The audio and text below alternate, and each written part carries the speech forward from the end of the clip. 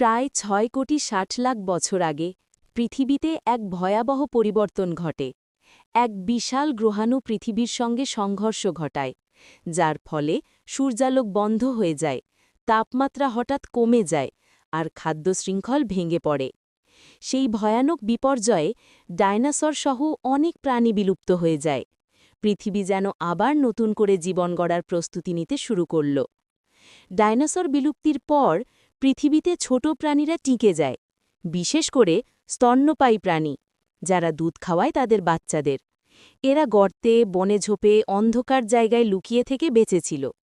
ধীরে ধীরে পরিবেশ আবার শান্ত হল, গাছপালা বাড়তে লাগল, নদীনালা গঠিত হল, আর এই স্তন্যপায়ী প্রাণীরা পৃথিবীর বিভিন্ন জায়গায় ছড়িয়ে পড়ল। এই স্তন্যপায়ী প্রাণীদের মধ্যে থেকেই এক বিশেষ শ্রেণীর প্রাণী গড়ে উঠল, বানর এবং এপ বা বন মানুষ। সময়ের সঙ্গে সঙ্গে এদের কিছু সদস্য আফ্রিকার জঙ্গলে নতুন নতুন দক্ষতা অর্জন করতে লাগল। তারা দুই পায়ে সোজা হয়ে হাঁটতে শিখল, গাছে কম সময় কাটিয়ে মাটিতে জীবনযাপন শুরু করল।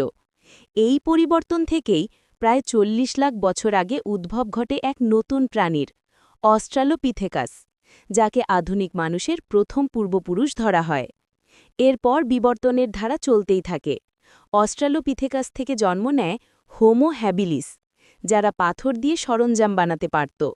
তারপর আসে হোমো এরেক্টাস, যারা আগুন ব্যবহার করতে শিখেছিল, দলবদ্ধভাবে শিকার করত এবং গুহায় থাকত। এই পর্যায়েই মানুষ প্রথমবার আগুনে রান্না করা খাবার খেতে শুরু করে, যা মস্তিষ্কের বিকাশে বড় ভূমিকা রাখে। প্রায় ২ লাখ বছর আগে আফ্রিকার এক অঞ্চলে জন্ম নেয় হোমো সেপিয়েন্স, অর্থাৎ আধুনিক মানুষ। তারা আগের প্রজাতিগুলোর চেয়ে অনেক বেশি বুদ্ধিমান ছিল।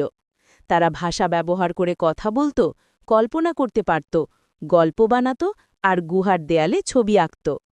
ক্রমে তারা আফ্রিকা থেকে এশিয়া, ইউরোপ, এমনকি অস্ট্রেলিয়া এবং আমেরিকা মহাদেশেও ছড়িয়ে পড়ল।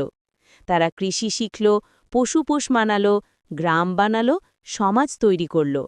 কয়েক হাজার বছর পরেই তারা শহর গড়ল, রাজা-রানী হল, সভ্যতা গঠন করল।